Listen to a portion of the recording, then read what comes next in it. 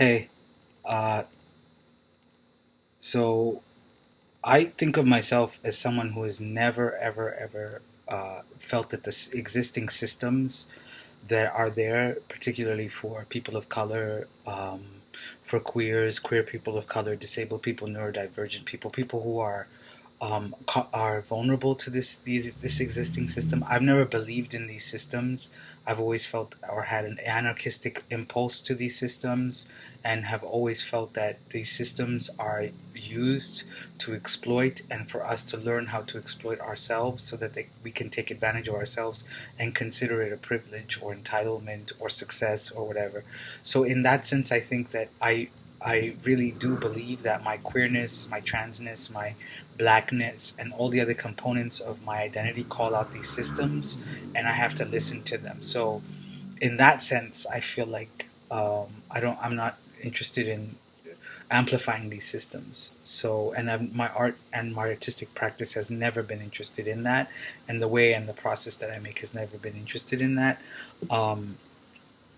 this opportunity would allow me to get some resources because I'm working more than 3 jobs, sometimes 5 jobs, gig jobs, in order to write, and it takes its toll. Chronic poverty takes its toll, but also I think networking and working with people who actually are, by virtue of their identity and virtue of what they're interested in writing about, um,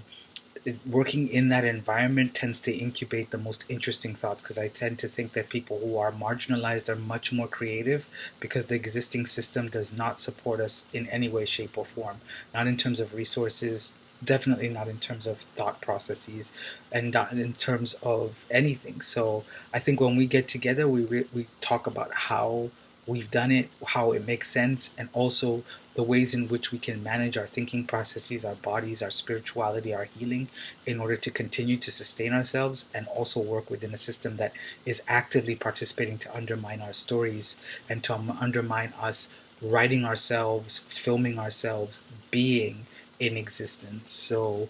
that's um, as a um, so I think as a person from a marginalized community, the main thing that I like think about all um, is not so much also my marginalized identity, but also what are the things when I've worked in systems